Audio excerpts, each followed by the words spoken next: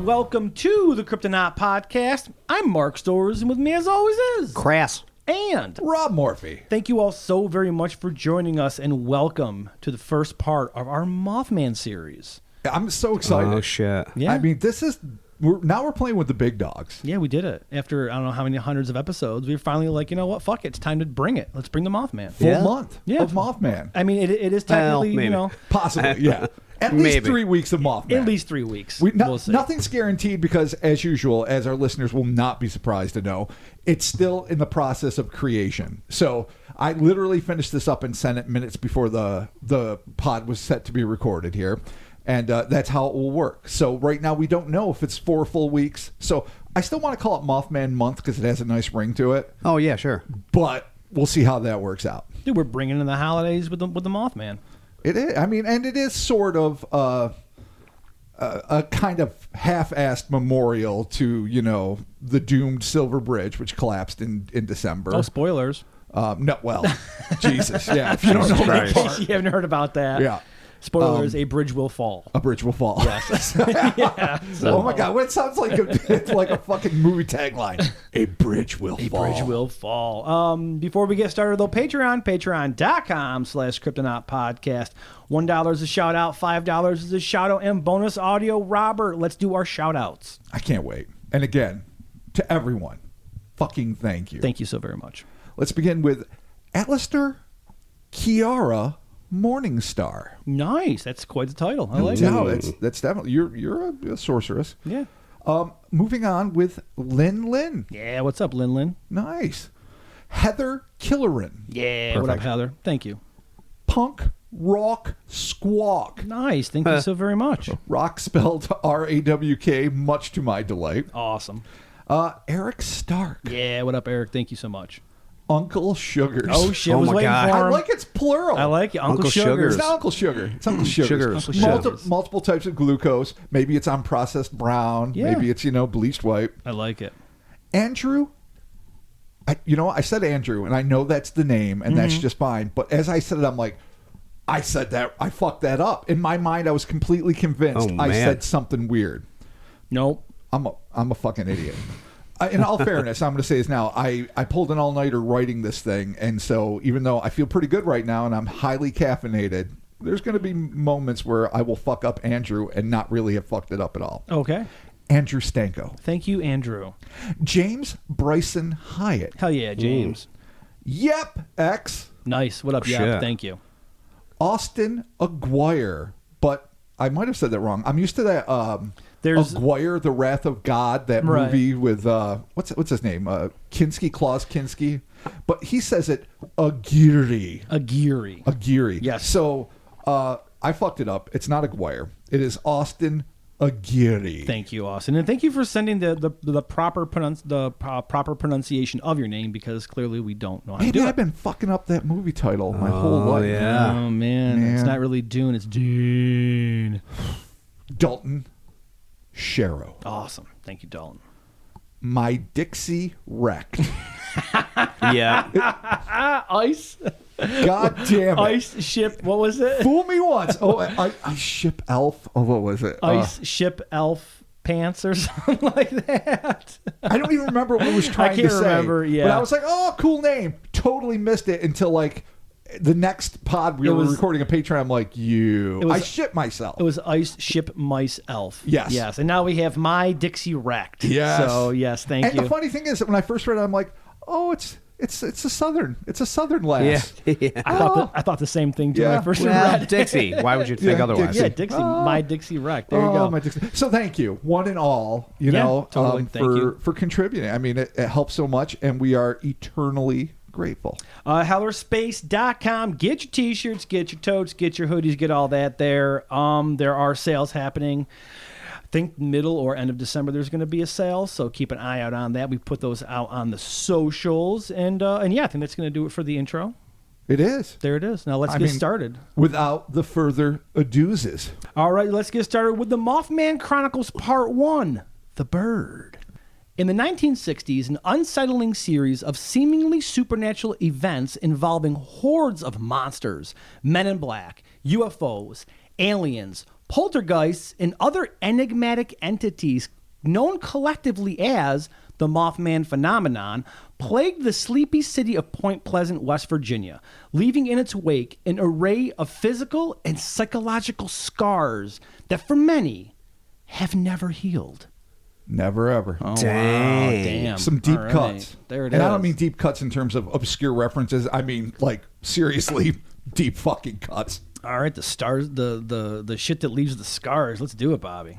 In the annals of American Forteana, no paranormal superstorm has left as enduring a legacy or as much emotional detritus as the supernatural squall that crashed down on the unsuspecting citizens of Mason County, West Virginia in the mid-1960s. Like so many savage storms, this tempest started as little more than a trickle, but by the time it was over, it had carved a colossal swath of ruination through a once tranquil town, leaving almost no one untouched by its icy grip. So let's open this pod. I'm going to do a little fourth wall breakdown, something we don't usually do, by establishing that this fucking paranormal potpourri that makes up this fucking case is A, batshit crazy. Fair. B, one of the most fascinating cryptozoological, ufological, and more likely than not paranormal superflaps of the 20th century, or perhaps any other. And C, absolutely fucking impossible to get a handle on. Yeah. It's been driving me nuts. Like, it's no joke when people talk about, you know, when you watch, say, the Mothman Prophecies movie, for all the things that were misleading, the one Right. thing they seem to get right is that you go a little bit fucking nuts. That's been fucking me. Well, you know, I mean, those bottles of bourbon and that sleep schedule you got there ain't gonna help your mind moth. Oh, it's that's for sure. my mind your moth. mind moth. Mind moth. Oh. I'll tell you, here's a true fucking story. I'm writing. I've got like fucking 7 books around me opened up in various places. I've got my little blue notebook, you know, like 6.5 by 4. I've been scrawling notes for hours and hours and hours. I write down a thing, and one of like the trademark things that Keel and others talk about is that the writings go missing from their house. Like, they don't know what happened. So I write down this fucking whole little bit. I can't find the page. Now, my office is a fucking mess. I'm surrounded by shit. First thought in my mind, oh, you fucking did it, dude. You got Mothman. You look too close and it looked back. You're It's into it. stealing your. I lost a fucking tiny piece of blue paper, and my mind, in fucking, it's pure exhaustion, is like, that's it. You done did it. Yeah. You're part of the story now, Rob. Pod over. Pod's done. Pack it up, boys. And in all fairness, I haven't found it yet. So we're still in it. We're still in the thick so of it. if it doesn't show up, does that mean the Mothman came in your house and took it? And Or ran Men away? in Black, or some other fuck all. I Okay, don't know. all right, or cool. it slipped under a desk Well, or a you know, bookshelf. we have a show to do and maintain, so don't get too close. Oh no! If this is the tip of the See, that's the thing. iceberg, Okay, you well, gotta we're doing jump 3 off. fucking weeks of it, so guess what, bitch? Oh, This yeah. is, So this is your idea. If we all fucking die, it's your fault. Oh no, it's Mark's fault. Well, then Really? Yeah, it is. Okay, all right, it's fine. You know, I'll take the blame for all that. It's my fault. We're Sorry. going to do Mothman all of 2021.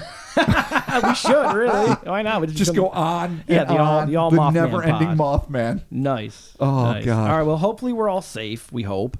And Robert, let's continue. Chronicling the legend of the Mothman and its bizarre cohorts from a research point of view is nearly overwhelming. I've read 5 books, scoured scores of websites, watched God knows how many documentaries, and reached out to various personal contacts for this series alone, and I've barely, for my own purposes, exposed the tip of the iceberg. Part of the problem, from an investigative standpoint, is the fact that so many have attempted to break the situation down from their own unique perspectives, making the canonical library a rigor to contend with. But the bigger issue is, like the Roswell incident before it, new eyewitness accounts are constantly coming to light. And I mean constantly. Yeah. There's always new shit. Plus, there's like a Chicago Mothman, a Michigan Mothman, Oh, we're not even going there. Nebraska Mothman, We could, Santa Cruz Mothman with a to sweet me, I'm skateboard. going to treat these as separate things. Eventually, Weed Sport Mothman. The, Yeah, yes, the Weedsport Weed Sport Mothman, Mothman, yeah. the Chicago Mothman, and the Poughkeepsie Mothman will all be dealt with. I'm making up the last one, I think. But but we are not going to deal with Chicago in the we're context dealing of this. strictly with Point Pleasant here. Absolutely. This leaves us with a situation in which an ever-evolving river of folklore winds its way around a rigid hierarchy of enshrined events with astonishing fluidity, constantly modifying, enhancing, and expanding the parameters of the mystery, all the while keeping the core timeline more or less intact. That having been said, we're going to dive headfirst into this complex and captivating case, and we're going to try to do so, as impossible as it may seem, with an unbiased perspective, leaving behind as many preconceived notions as possible. I realize this is the intellectual equivalent of asking you to imagine a color that doesn't exist. And I also appreciate that it's impossible to just ignore the fact that this is the single most celebrated paranormal event in American history. But let's all try, for a moment, to just look at the facts as they have been passed down with fresh eyes, and just maybe dispel a few of the more entrenched myths along the way. So we got to shake all the Mothman off. Gotta shake it off. We got to shake We it all, off. we all got a vibe. We all have There you this go. whole Oracle of Doom and this whole patina. We can't get rid of it all, but let's just do our damnedest. Okay. Yeah, let's fucking do it. I'm cracking open Modelo's for everybody here. You're saying that's why you're the let's do greatest it. producer ever. 10 jumping jacks. Let's go. Warm up, warm down. Everybody enjoy your Modelo's. Now on to Mothman. Get a massage. There you go. So as always, let's set the scene. Settled by Europeans, much to the understandable chagrin of the indigenous population who allegedly placed a 2-century curse on the land. That's love good it. old corn stuff for I you. like how this is starting. Indian curse. Years before the start of the Revolutionary War, the city of Point Pleasant existed, or at least the fort that would become it. Okay. Nestled in the rich farmland of Mason County and sitting at the convergence of the Conewanna and the infamously monster-riddled Ohio rivers. Oh, our favorite. So, this beautiful little parcel of land that is Point Pleasant. In the 1960s, it had about 6,000 people living there, give or take. Now it has about 4,000, give or take. So it's actually gone down. It was a little more industrial and a little more active, but not much. Still a very tiny place. Right. Very beautiful. And as people know, I'm no expert on this, but like where rivers converge, a lot of indigenous people, a lot of Aboriginal people, a lot of people that study folklore know that those are places where weird shit happens. I don't know if it creates like a weird electrical thing that Got river ghosts, man. helps open windows, Dude. And we're talking a full-on window area here. We're not talking about the thinning of the veil that Chris fucking loathes so much. We're talking about a full-on Hate it. throw that fucking window open, Yeah. non-stop traffic back Let and forth. all those river ghosts in your house, man. All right, we're not talking about fucking river ghosts. River ghosts. What is a He's river fucking ghost? starting out. How long is it? And you're already starting. Yeah. It's a river ghost. God Calm damn- down. All right, so yeah, Mothman's a river ghost. I didn't say that. I just said river ghosts. Oh. Anyway. Always a tiny town, Point Pleasant supported a population of 5,000 to 6,000 during the 1960s, and like so many small southern cities, prided itself on a sense of community. They wallowed, as Berkeley Breath had once said, in the blessed waters of normalcy, and they liked it that way. Nice. And you got to love Berkeley Breath. Anyone who doesn't love Bloom County can come talk to me. They're Okay. making a mistake with their life. All right. Most books and documentaries claim that the events that would forever mark Mason County and its residents began on the evening of November 15th, 1966. But, in fact, the strange occurrences began earlier, in one case, much earlier. According to author James Gay Jones in his 1979 book, Haunted Valley and More Folk Tales of the Appalachia, sightings of a strange bird with reddish feathers and, notably, the head of a human being were reported throughout the area in 1914. Got a Birdman. So fucking weird Birdman. bird dude. Weird bird Birdman, dude. Harvey Birdman's. Bird person. These things, Rick and Morty. Could be a Sentai team. I'm not sure. Could have boobs. You It don't could know. be. 1914. Way back. Super early. Dubbed the Birdman, not Nice. shockingly, similar sightings were said to have been reported by motorists driving along the Ohio River in the 1940s.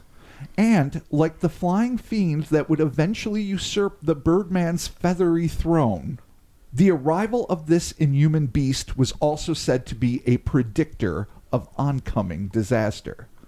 Okay. So a history Proto-omen. Yeah. of birdmen Proto-omen. and Mothmen being oracles, Yeah. Yeah. which is an odd thing. They show up and bad shit happens.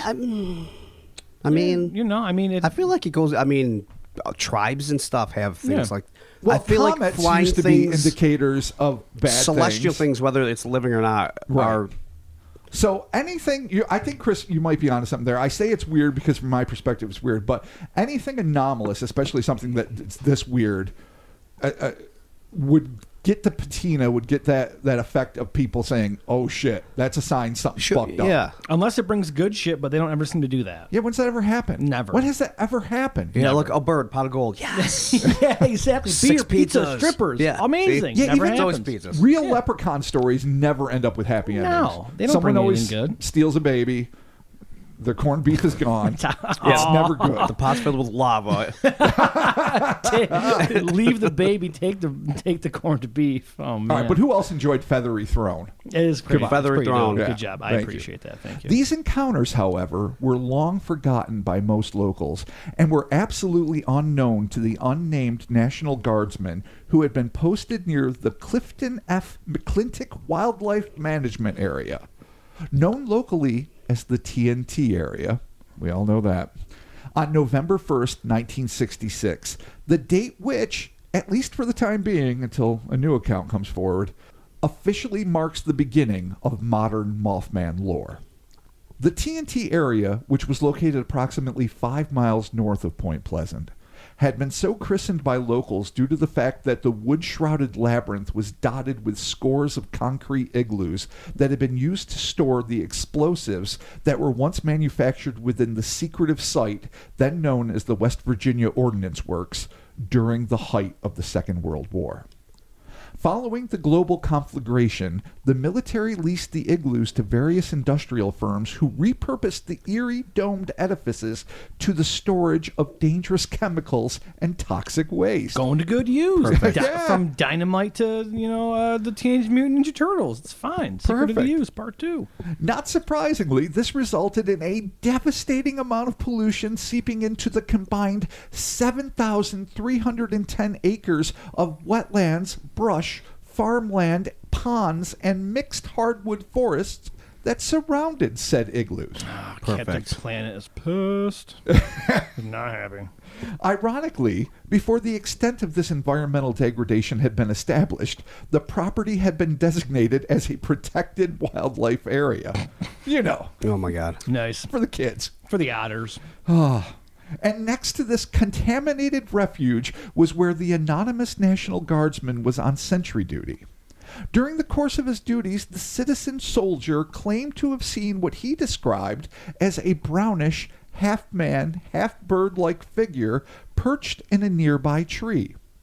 That, unfortunately, seems to be the extent of the testimony. Okay. I don't know if he was Okay. high as shit. I don't know if it flew away. I don't know if anything cool Saw happened. Birdman hanging Saw the out on a Birdman. tree. All right, cool. Although this was the first report to specifically refer to a Birdman, it was preceded by a few other accounts that may have been of something similar, including a boy who told his mother about the, quote, angel he had seen in his Mason County yard Oh, boy. in November of 1965, or the wife of a local physician who claimed to have seen a winged apparition in the summer of 1966. Ain't no angel. It's a bird person. Hard to tell. There you go. 61, half a dozen of the other. Shoot first, confirm angel later. Wow, can you imagine? Yeah, killed an angel. Oh, Sorry, Gabriel Ma. will not be thrilled. I just can't right now. But the eccentric eyewitness accounts coming out of the area were by no means limited to living organisms. In the summer of 1966, patrons of Tiny's restaurant, and you know he's a big guy. He's Tiny. You He's fucking gotta be. know. Come on now. Come on. And he's wearing a filthy apron. He's got a Yeah. shitty 5-day beard. Yeah, and he's smoking- and he's cooking some good grub. He's right. Oh, there's definitely a cigarette dangling. Dude, he's ripping missiles and cooking grubs. Yeah, I he's love like Cookie from Beetle Bailey. Yeah, I except love it. Dirtier. There you go. Yep. Tiny. Or he's just a regular looking dude named Tiny. Could be. Tiny's Restaurant, a popular diner located on the outskirts of Point Pleasant, claimed to have seen a circular UFO hovering above the eatery. Their report was corroborated by the wife of a local police officer. Okay. Unimpeachable. Yeah. UFOs, angels, and bird people. And cop wives. Yeah. That same summer, Mary Heyer, the much-loved local correspondent for the Athens Messenger newspaper, also claimed to have seen an oddly round UFO while driving along the Ohio River. Although there is no way she could have known it at the time, Heyer was destined to become one of the major players in Mothman mythology. Well, foreshadowing, I like it. In terms of sheer weirdness, the most striking pre-Mothman UFO report came from a quote-unquote shapely housewife. Oh, man. Books written in the 70s. Identified only as Mrs. Kelly. While waiting for her children outside of the unique two-building Point Pleasant Elementary School sometime in March of 1966, Mrs. Kelly just happened to glance skyward, whereupon she got the surprise of her life. According to a report, hovering directly above the school's playground was a, quote, glistening metal disc, unquote. A door-like aperture hung open on the side of the saucer, and just beyond the rim of the craft floated a man clad in a shimmering silver suit with a long shock of equally silver hair. Oh, dude, a hot mom sees an alien at school. I like it. Silver Fox Fabio Yeah, floating dude. above the playground. Scap. Dude, she was that gorgeous. He was like, "You're shaped very interestingly, hot mom," and then he shows up. Wow. Yeah. That's a great alien come on line. You like that? Shaped very interestingly. Yeah. Hot mom. Hot mom. Well done. No, I think you nailed it. I did. Yeah. How do you guys think I landed my wife? Come on. Wow. Yeah, you are the only one of us married, so I guess you have it. Yeah. The young mother watched, jaw agape, as the inexplicably gravity-defiant figure glared down at the playground with quiet intensity. I hate that jungle gym. That's all he's saying. No, I can't imagine. he's What's not, he looking dude. at? He's What's looking he at doing? her beauty. He's like, hot mom. No, he's not looking at the hot mom. He's looking at the fucking swing set. Because he hasn't seen her yet. Oh. See? So you want to make this happen. He needs to open his heart. You understand she's married, right? Mr. Kelly might not want the silver fucking rider to fucking float down and steal his lady love. He might not be treating her right. All right. There you go. All right. Open your heart. Fair enough. What is it? Choose love? Choose life. Choose dignity? love or I whatever. don't know. Choose love or life. Dignity. Choose. That's too complex. Yeah. Choose love. I don't know. Always choose. It was like yeah. choose love, choose life or I something, think so. right? It was your goddamn saying, I Mark. can't, dude. I see a lot of stupid shit. Well, yeah, we all do. Yeah. I can't. Now you get it. Now you get it. Oh. He's glaring down at the goddamn playground.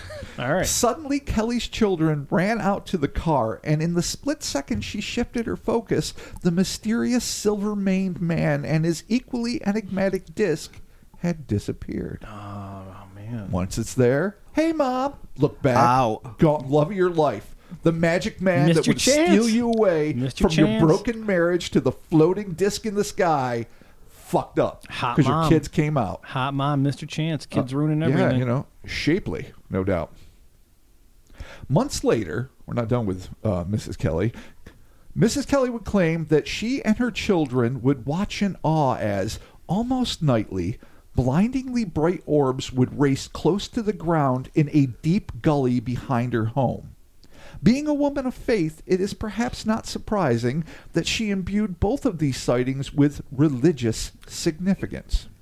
Okay, Jesus and an orb. Cool. Yeah, well, all right. Floating silver guy, I guess maybe an angel and his silver disc-like chariot. I don't know. Could be Jesus. The shooting, the Silver pod hair. race orbs in the gully. I'm not sure how that's I don't know. sacrosanct, but It's who thoughts and knows? prayers in physical form. That's clearly fireworks. Wow. Oh, the ground display. Fits in a gully, it's ground display. That makes sense. Could be, local kids. We've been there with the Azalea anomalies. We We know what have. can happen when fireworks go awry. Yeah. Failed ground display, as Chris says. Either way, the UFO flap was far from over. On October 7th, 1966, attorney John Vujnovic, that's the difficult Eastern European name, I'm just going to go with it, Yeah. was driving along State Route 66 from Chesterton to Weirton, West Virginia, when his young son became frightened by a strangely silent object with windows and fast flickering, revolving lights that seemed to be hovering above their vehicle before flying off into the distance. Another woman swore, I shit you not, that a UFO landed on her 2 slumbering cows in a field, killing them instantly. Best cattle mutilation ever. Oh, just 2 sleeping cows and just lands on. Yeah. takes off. You know the fucking UFO knots are like, Dave. Where are those pictures? Yeah, really. Where are those pictures? Yeah, I mean, just what's even left of the cows after a UFO? Just a pile of goo. Oh. Just a bunch of gore. Or like if like part of their bodies were sticking out, so you got like some pristine hooves and haunches, and the rest is just like a curved splat spread over 10 and a half. All right, well, there you go. Cattle. Best cattle mutilation ever goes to. Yeah, no doubt. the aliens. All right. Yeah, at the cryptos, the crypties. Yeah. Wow. These are just a handful of the dozens of UFO reports that were made in Mason County in the months preceding the Mothman flap. This includes not 1, but 2 close encounters with ostensibly extraterrestrial beings that took place on November 2nd on Interstate 77. One of which involved a sewing machine salesman named Woodrow Derenberger. He will become very important. Derenberger. He will become very important later. I know I succumb to this with a clear head, but come on. It's Woody D. Yeah, Woody D. We What up, know Woody D? D. Yeah. God damn it. And his telepathic conversation with a bizarre grinning being who identified himself as Indrid Cold. Jumping right into it, feet first, Mr. Cold. But more on that in another episode. More to come later, folks. We're not going to dwell on the Landulos situation now. I had to order Rob a book. You did. The book came. It did. It's a big book. Rob had to read it. Yep. You know what? Rob said on a Discord conversation, yeah, I'm going to do research on it, but I'm not going to read this goddamn book. And people were like, it's a pretty good book. You should read it. And like 3 days later, I'm like, Mark, we got to get the fucking book. Yep. I need to read the book because goddamn it, I'm nothing if not thorough. It is a reprint of a other book. Yes. That has been enlarged into a large format. Into a coloring book format. Basically, it's a color. With lots of medical reports and weird shit addendumed at the end. I had to call Chris and be like, you got to see this book. Did you see the book, Chris? No, he didn't. It's spectacular. It is. I'm proud to have it in our crypto library. Yes. All right. But again, that is not for today. Mr. Cold is for another day. Clearly something strange was brewing in the heavens above West Virginia. On November 11th, 1966, 10 days after the bizarre man-bird was seen in the TNT area by the National Guardsmen, Kenneth Duncan of Blue Creek, along with Robert Lovejoy, Andrew Godby, Emil Gibson, and Bill Poole, were set to the grim task of digging a grave for Duncan's father-in-law, Homer Smith, in a wooded cemetery in Reamer, just outside of Clendenin, West Virginia. Digging your own grave is a thing? Here's the thing. I don't know. I didn't do research on it. Maybe it's out there somewhere. Like, I don't know if you just happen to work for a cemetery and then when your father-in-law dies, it's still your job. And you call your buddies? Or if they're all just employees of the cemetery. Or if in this one situation, in this like maybe private cemetery near Clendenin, right? You're like you call Bill and Godby and fucking Emil. If I kick the bucket and you guys got to dig my grave, like I don't think you guys can't use a backhoe. It will not be 6 feet down. Not if we're doing it by hand. Yeah, it's gonna be like an inch or two. You are going to be eaten by fucking wolves. Oh wow! You will totally be eaten by like stray dogs and cats. You will be 4.5 inches beneath the soil. Okay. I'll try to put some rocks on, like in some ancient megalithic way. That's how friendship goes, huh? You're going in the quarry. Yeah.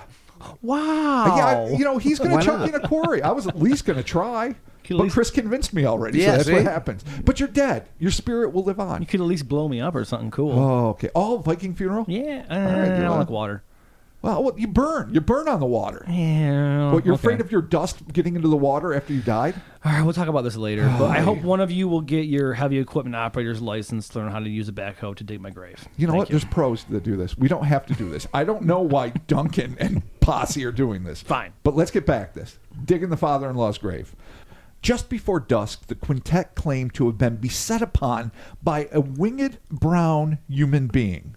The airborne anomaly repeatedly dove down over the crew before vanishing into the trees, leaving the group to finish their difficult chore in a state of near shock. I mean, do you even finish at that point? Or you're like, fuck, deep enough? I guess. Homer, he's got to go down. You can't leave Homer fucking just hanging. You got to finish the fucking hole. I don't know, man. Getting dive bombed by a bird person. I don't know if they're getting dive bombed so much as it's like swooping overhead, maybe at some distance. It's close enough, man. I don't know. Yeah, no, if the thing's actually like screeching down and strafing you. If us three are digging a grave and that thing pops in, we're out. Oh, we're we're the done. fuck out. Yeah, but that's done. us. Okay, Yeah, fine. we don't give a fuck about Homer Smith. No offense, rest in peace. We're out. R.I.P. Homer. Unnerving as this encounter was, it would pale before one that would befall Merle Partridge. Oh, I love that name. I like that. On November 14th, 1966. According to the farmer, whose home was in Salem, about 90 miles as the crow flies from Point Pleasant, he and his wife were watching television when, at about 10:30 p.m., the picture tube began to fuzz in and out, and a terrible whining sound, akin to a generator winding up, started emanating from the television speakers. Whoa. At that same moment, the Partridge's burly German shepherd, Bandit, of course it's Bandit, Nice. began barking wildly from the front porch. Just as Merle stood up to turn down the volume, the television exploded, sending broken glass flying across the room. Mercifully, neither he nor his wife were seriously injured. So it's one thing, it whines, it gets fuzzy. It's an old-timey TV. It's like a little RCA or Zenith box Right. in the corner or whatever the fuck it was Sure. back then. And it starts skitching and doing shit that it does when you have an antenna on top of your fucking roof. But then to hear it go, I can't do a fucking electronic whine. Imagine Shit. that yourself, and then just poosh. It attacks you. That's It fucking made the creepy. first move. While his wife cleaned up the mess, oh, the patriarchy. Nice. Merle grabbed a flashlight and stepped outside just in time to see Bandit dash off toward a small pump house on the outskirts of the property. It was then that the puzzled landowner noticed a pair of bright red lights that seemed to be flickering in the darkness. When Merle initially reported the event, he thought the red lights may have been eyes. But later in life, he said that they this is fucking crazy, that they were whipping around like a helicopter rotor. Oh, boy. Okay. Okay. All right. Only he heard no sounds. Not even Bandit's barking, which had abruptly ceased. Now, where's the dog? Yeah, that's a question. And how do eyes whip around? Well, yeah, I don't. I don't know. Like a helicopter? I don't know. It's what happens when you're interviewed in 1960 whatever, Right. and then interviewed again in like 2001. Okay. Sometimes Yeah. things change.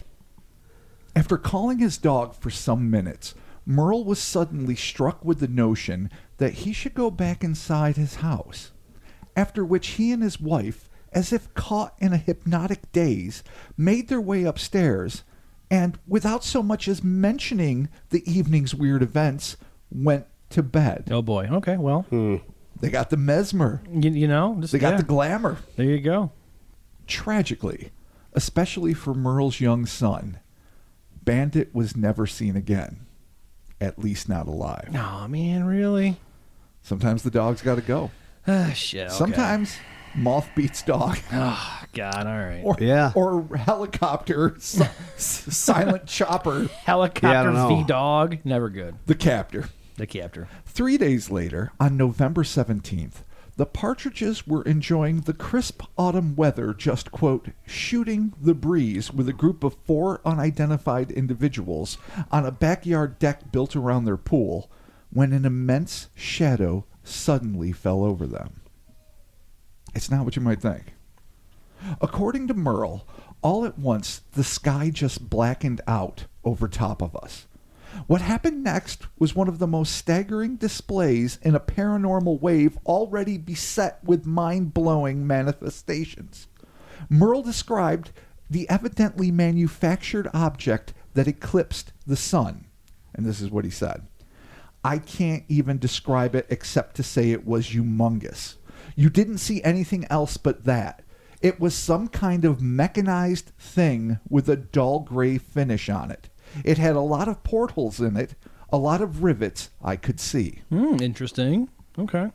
Then, before the 6 witnesses even had time to wrap their heads around what it was they were staring at, the object vanished as mysteriously as it had arrived. Typical UFO protocols. I like it. Like a big fucking Independence Day style Yeah. shadow Right. across your lawn mayhem UFO. Wow. All right.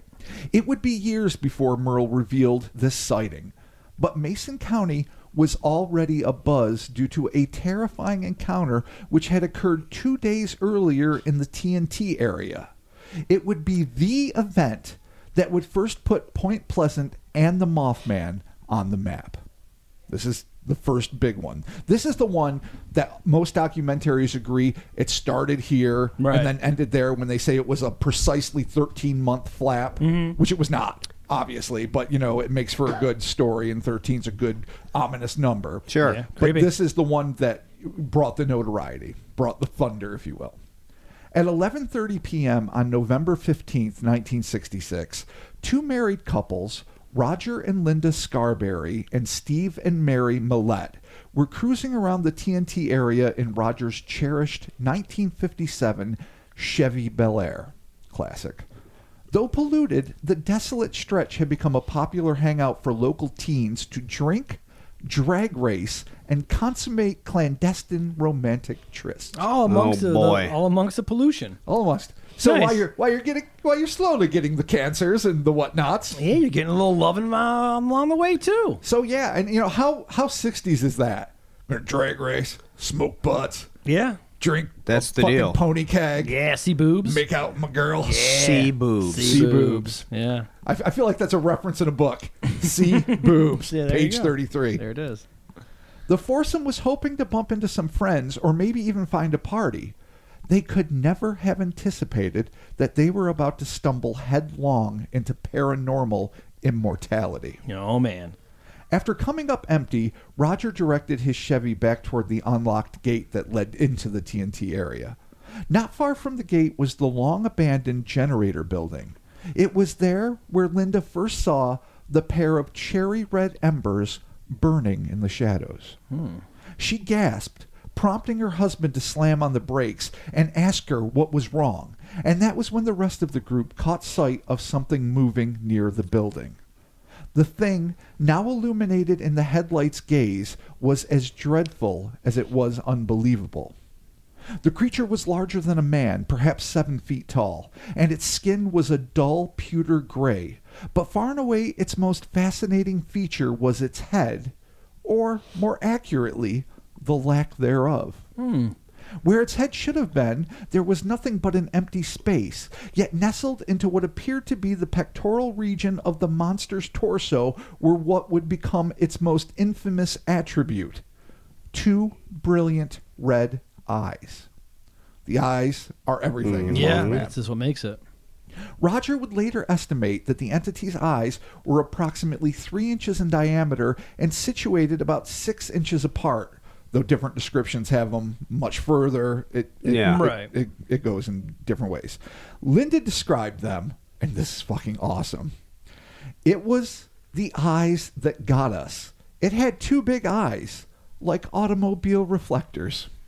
Oh, like the old hobo with the reflectors. Hobo. Nice. This doesn't The bode old well. orange eyes. Nice. Gambit. Think we know where this is going? Yeah, I think we There you nailed it. go. I think All we right. solved it. Fucking TNT area hobos having a little fun with their the kids, bike reflector stuff, and nice. trying to get the young punks out of the place. I mean, look, they have all these concrete igloos. Granted, they're full of toxic waste, hate, and regret, but it's still warm and sheltery. You light a fire, you don't, freeze to death. Right. So, like in classic Scooby-Doo fashion, the hobos are scaring the kids away by wearing gray burlap and bicycle reflectors. Yeah. Okay. Nailed it. No, Mothman that's the over. deal. Mothman done. Feel like Nailed we it. nailed it. We got it. Patreon.com. Guess we got to find Hell 2 of weeks to space. fill up There then, you because go. it's going to be 3 No, weeks. we're, but we're just going to talk about the homeless problem in the TNT area There you for the go. next 2 weeks. All right. Okay. All would agree that there was something mesmerizing in its malignantly haunting gaze, something that made it nearly impossible to look away. According to Roger, they were hypnotic. For a minute, we could only stare at it. I couldn't take my eyes off it. The thing then turned and began to awkwardly shuffle toward the open door of the dilapidated plant on what was described as a pair of, and I quote, sturdy, man-like legs. Yeah. Legs of a man. Legs of a man. The legs of a man. Muscular macho man legs. I'm talking Randy Savage. Yeah, I understood. Awesome. Yes. No. I mean, you didn't need to say that. Roger's trance was suddenly shattered, and he hit the accelerator, speeding through the open gates, but their bizarre ordeal was far from over. Outside the exit, the group saw it standing on a small hill adjacent to the road. Suddenly, a pair of 10-foot bat-like wings unfurled from the beast's back. Mary Millette barely had time to stifle a scream before this Delphian enigma soared straight up without so much as a single flap of its leathery appendages. Oh, this goes straight, just boom, gone like a zoom. Over and over again, Surface to air. Yeah, it is surface to air. described as Zero flying flap. skyward like a helicopter. Straight Yeah. up, no flaps, Right. no running, none of the just things that a does it. bird has to do. Okay, cool. Just zoop. Cool. The speedometer on Roger's Chevy was inching past the century mark as he swerved onto Route 62, tires squealing. It was then that Linda broke the bad news, screaming, "My God, it's following us." No. Roger later reported in disbelief. "We were doing 100 miles an hour, and that bird kept right up with us. It wasn't even flapping its wings." Just coasting. The quartet was too terrified to contemplate the sheer impossibility of a 7-foot-tall semi-humanoid beast being held aloft by a mere pair of 10-foot wings, much less the inconceivability that it could manage to keep up with a speeding automobile without even needing to flutter its meager pinions. It's ridiculous. Yeah. A 7-foot-tall thing cannot fly on 10-foot wings, period. Right. Wings need to flap to work. Yep. Period. That's the technology of wings. It's fucked As up. far as we know, yeah. Right. Miniature jet boosters, maybe? I mean, I don't know Mothman physics. Maybe he's got jet boots. It's the Akashic Record. He could. Oh, the Oh, old fuck. Akashic Yeah. I record. prefer miniature jet boots. though. Nice. Despite the physical impossibility of its efforts, the creature seemed to have no problem pacing the speeding vehicle, soaring around it seemingly without exertion, all the while emitting an eerie, squeaking shriek that Mary compared to the sound of a mouse. Okay. So an amplified mouse squeak, So, but okay. in a terrifying scream form. It's a weird battle cry. Yeah. It's weird. Or Okay. mating call. Yeah. Oh. Maybe she's trying to say hi. Yeah, Could no, be. I know. Yeah. Dudes, can What's we up? Hey, you're looking for someone to party with? It's me. I'm the guy. I'm the know. one. I got the kegger. I got pot. Oh God. Oh, he's got the pot. Oh, I've got a lid of pot, or whatever the fucking increments were back in the '60s. lid. I know, old timey pot references. I have a marijuana cigarette. I got two. You want to share one? Oh, a marijuana cigarette. No. All right. Well, there you go. That's a thing. With the lights of Point Pleasant beckoning in the distance, Roger noticed the carcass of a large dog lying on the side of the road near the farm of one C.C. Lewis. It looked to be a German Shepherd, one that looked an awful lot like the missing bandit. Oh man. Once the 57 Chevy broke the city limits, Scarberry and Millette's airborne pursuer peeled off and disappeared into the darkness. Panic-stricken, the couples headed straight to the Mason County Courthouse, which housed the sheriff's office. Deputy Millard Halstead was on duty when the horrified youths burst into the office, talking over each other in a frantic effort to explain the inexplicable. Deputy Halstead managed to glean the facts from their garbled recitation, and surprisingly, he accepted their story as true. Unlike, the Blob all or every right, yeah. 1950s film where the young punks come running in, we saw the monster, Sheriff. Yeah. And they're like, oh, Don't waste my time. Exactly. Kids are high on the grass. Get the fuck out. I only say that about This is what Halstead had to say. I've known these kids all their lives. They've never been in any trouble, and they were really scared that night. I took them seriously. Fair Well, enough. that's a legitimate All right. perspective. Well done, Mr. Law. Stand-up dude. Roger escorted the deputy back to the TNT area, noting along the way that the bulky corpse of the dead dog had been removed by someone or something in the short time since he had first noticed it. So maybe a half hour had elapsed. They go, Okay. they tell, they're heading back. The big old German Shepherd carcass out. Food, You weird, know, who knows? I don't know. barbecue, Mothman Well, barbecue. I mean, it's midnight, so you wouldn't expect anyone that lives around there. It's not like garbage pickup or something. Yeah. So, and no one's going to say, "Oh, that dog, That's good eating. You know, Or maybe someone buried it. They're like, oh, the poor Poppins, but give it a proper burial. would you stop at midnight for a dead dog at the side of the road? I Mark personally, would. I mean, it depends. No, you know? wouldn't. I don't know. No. I love the Poppins. I've driven by dead things with you. I assure you, we've never buried any of them. It was never a Poppins. It was never a dog. It was never a that's dog. true. Yeah, I would stop and say a prayer and hug it, Fair enough. cradle it, and try to wish it back to life. As to be expected, there was no sign of the red-eyed monstrosity in the McClintock wildlife area.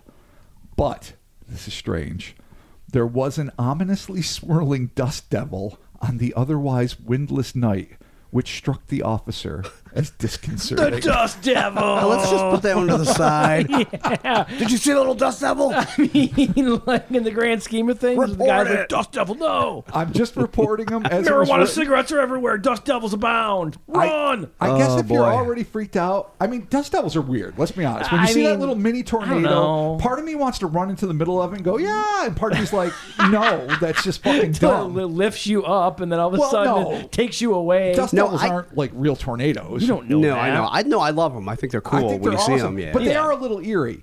I don't know if he was like just heightened up, like, oh, these kids just got chased by a Well, monster. I'm out here. now and- there's a dust Oh. devil. Coincidence? Or if He it's like, called- if he thinks it's concealing a Mothman, if it's like spinning or he like called red tornado. He called in backup, and they were shooting the Dust Oh, Devil. could you imagine? Like, unload! Oh, if its power is firing Yeah. dust devils. Unload. No, the sheriff and his crew are just shooting the Dust Devil.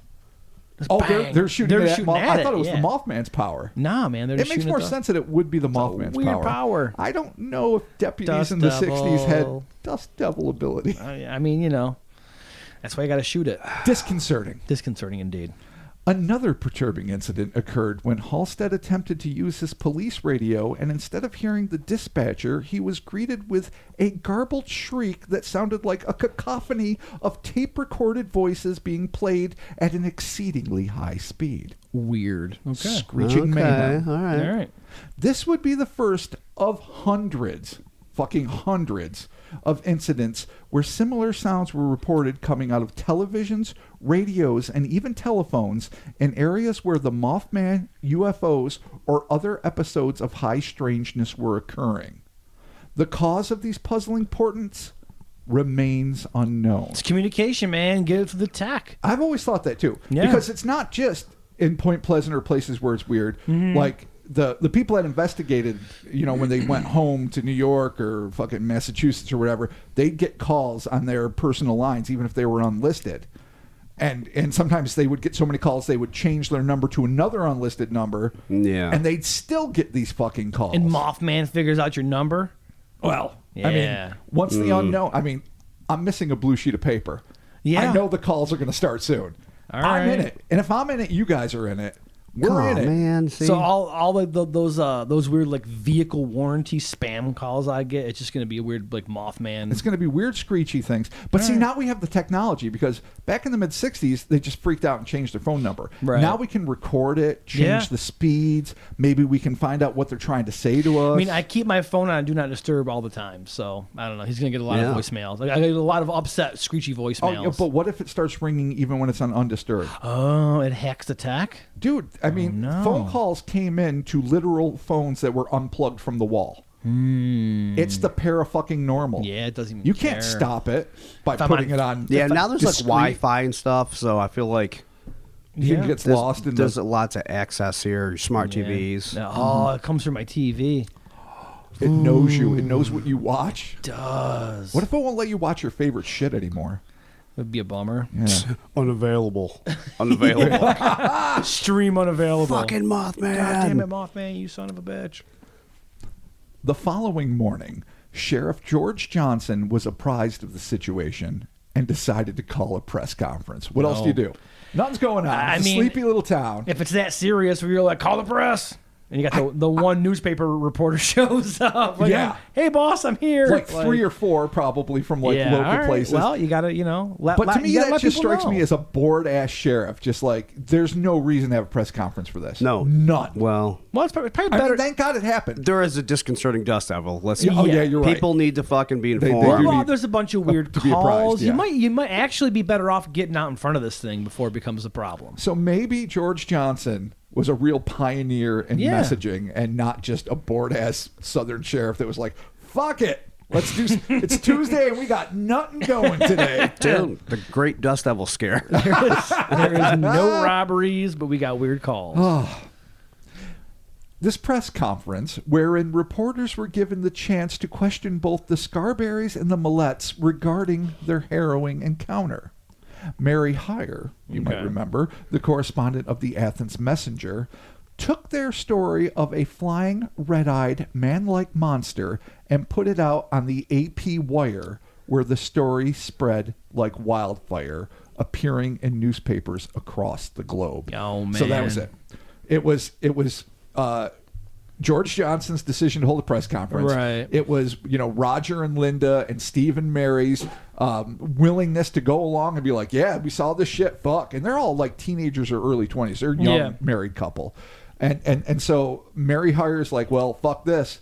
We're not going to just throw this in our local shitbag Ohio paper. No offense, Athens Messenger. We're going to put this on the AP Wire and everyone's going to know. This is how Keel and people, this is how it happens. Mothman's going worldwide, dude. So this press conference turns out to be pretty significant. We wouldn't be here today. There wouldn't be 75,000 books and a billion documentaries made. Movies, pops. Were it not for Sheriff George Johnson. Thank you, Mr. Johnson. And his bored ass that one day. Within hours, the TNT area's very own aerial abomination was the talk of the town. Of course, the creature that would come to obsess the citizens of Point Pleasant and the rest of the world wasn't yet known as the Mothman. That would be the brainchild of some long-forgotten copy editor swept up in the kitsch-pop whirlwind of ABC and Adam West's camp classic Batman television series. And it's admitted as much. It's not because it looked anything like a fucking moth or anything else. It just, that's what it was. Batman, Mothman. It Sure, works. why not? Yeah, totally. No. Those who lived with this winged weirdo gave it a much more prosaic designation, perhaps in an effort to offset its outlandish description.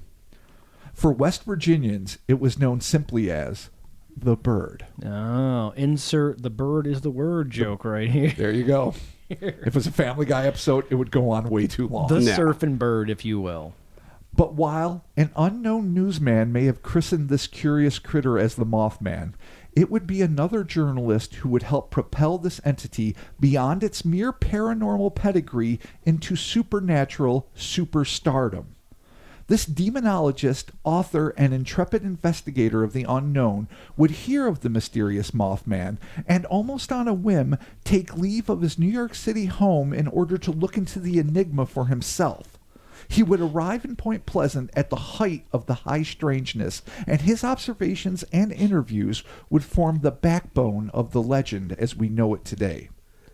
That man, not surprisingly, was John A. Keel. And his handwritten notes would eventually metamorphose into one of the most influential expositions on unknown phenomenon and arguably the most invaluable chronicle of a paranormal superflap. I don't know if that's a phrase. I don't know if we coined a phrase here today. I mean, maybe we did. Paranormal superflaps, yeah. But it is a superflap. All right. As it happened. This book, of course, was the Mothman Prophecies, and it would change the landscape of paranormal inquiry. But before the arrival of the man who would make Mothman virtually a household name, a full-blown monster fever would break out in Mason County, an hysteria that would blossom into a raucous, well-armed carnival of chaos that, from a sociological perspective, is every bit as fascinating and frightening as the supernatural phenomenon that spawned it. But that, my friends, is a story for next time. Oh, shit. Mothman Part 1. There it is. The bird. The bird is the word. bird. The fucking bird. All right, cool. That's yeah, what they called it. It's funny. It's just, it starts off, what you think it is. What you think it is when you know the legend is 13 months of Mothman showing up and maybe some weird lights in the sky. But UFOs feature hard in this. And that's one of the things that's kind of lost in the legend a lot of times. Yep. And flying silver-haired dudes and all sorts of weird shit. And so, like so many of these things, sort of like the Casablanca entities, which is like a one-day window event where, in the mid-50s, where all this batshit crazy UFOs, Terminators, fucking four-armed ghost weirdos with diamond Kids nostrils falling and off of eyes. roofs and turning red. Exactly. Yeah, it's crazy. All just mayhem. Yep. And then, the Occult Laborers Union had to fucking come in and fucking fix They're that shit up. That's the the deal. old cleanup crew, yeah. They were getting at least time and a half and maybe food allowance. There's some OT attached to that task. for So sure. that was like a one-day thing. This is a years long, literally, because it doesn't really fit into this 13-month span of fucking weird shit where the like the hood ornament, the thing you see coming first is the Mothman, but that's just the tip. The rest of the vehicle is made up of all sorts of ill shit, and we've barely started getting into it. Yeah, we haven't dipped into the Men in Black, the grinning men, the non-flying cryptozoological phenomenon, all sorts of shit that we're about to get into. So what I'm fascinated by is that, and in this opening, salvo, what we've done is just kind of set the tone, and what we're trying to do. I mean, this isn't going to rewrite history, but sort of reset the way we think of it, in that it really is mostly a UFO phenomenon with what seems to be a cryptozoological phenomenon, but isn't, because fucking, if it was a cryptid, it would have to flap its fuck-sucking wings. It would need bigger than 10-foot wings to support a massive 7-foot fucking frame with thoroughly muscular legs. Man legs. So what I'm really excited about doing is trying to contextualize the Mothman, the bird, within this flap, which is much bigger and, as we'll see pretty soon, gets much scarier. Nice. Right. Well, there it is, Mothman Part 1. Join us next week for the continuation of Mothman. The Bird Part 2, perhaps? The Bird is back? No. The Bird's bad. There's going to be a different subtitle. Oh, okay, excellent. It will be the Mothman Chronicles Part 2. The Invasion. Oh, really? Oh, shit. I like that. There you go. Leaving everybody on a little cliffhanger there. We'll come back next week for The Invasion. Excellent. Patreon.com/Kryptonaut Podcast. You can support us if you'd like over there. $1 is a shout out. $5 is a shout out and some bonus audio. Also, too, you get the Discord access, which is fun for Discord the buck or is the super five. cool. Yeah, totally. And you know what? I haven't been there in a while, but I've got to, as I said earlier, credit the Discord people. I would never have gotten the goddamn Visitors from Lanulos, the book we discussed at length earlier, if it were not for one of the people, and I wish I could remember the name, saying, maybe you should read it. It's pretty cool. Not like being a dick about it, not like you're going to do it without reading it, because I was being all cavalier, like, fuck, I'm just going to check online. I ain't going to read it. I ain't going to read a book. Don't tell me to read a book. I love reading books. What the fuck am I doing? Yeah. I live for books. Download the PDF from some sketchy Russian book don't site. think I didn't try. Oh, I did too. Yeah, we're trying to save, some trying to save money. a couple bucks for the boys over but here. In the end, this massive coloring book, not the original book that was co-written with Hubbard, but like this reprint from Darren Berger's fucking original manuscript. Anyway, I'm so glad that we did get it, because that's going to make that episode so much richer. Totally. And this is a whole subplot of fucking, without getting too much into it, because I know we closed it out, but a whole subplot that fits exactly in the time and space of the Mothman and the UFOs and all the other weird shit that goes in a completely other direction, but still intertwines with all the rest of the bullshit. Dude. So it's it's a mind fuck. Everything about the Mothman is a total mind fuck. Yeah. Which is the way that it should be. And we'll get to that next week. You're going to get mindfucked next week. Hellerspace.com. Get yourself some t-shirts, get yourself some totes, some crew necks, some hoodies, some long sleeves, all kinds of winter gear. We don't have boots. We don't. Not yet. But we might have Mothman. We could. It's a mindfuck t-shirts pretty soon. that could be our Mothman t-shirt. We do have iPhone cases now, pillows. We have tapestries, however you say that. They are available. Centaurs. We have all of it. Whatever. Yeah. We got all that over there. Hellerspace.com, the socials, the Instas, the Twitters, the Facebooks. Check us out there. And that is going to do it. Thank you all so very much for joining us. And we'll be talking to you soon. Get ready. Yeah. Invasion. Gird your loins. Okay. Because it's getting heavy. It is. It's going to happen. It's going to get worse. Buy some seat belts. And buckle the fuck up. Because you're going to get mindfucked, invaded. Oh, wow. Dust deviled, whatever. Yeah. It's coming. we can be light about it, and we are, because that's what we do, but I lost that piece of paper. So not only are you guys sucked in, anyone who listens might peripherally.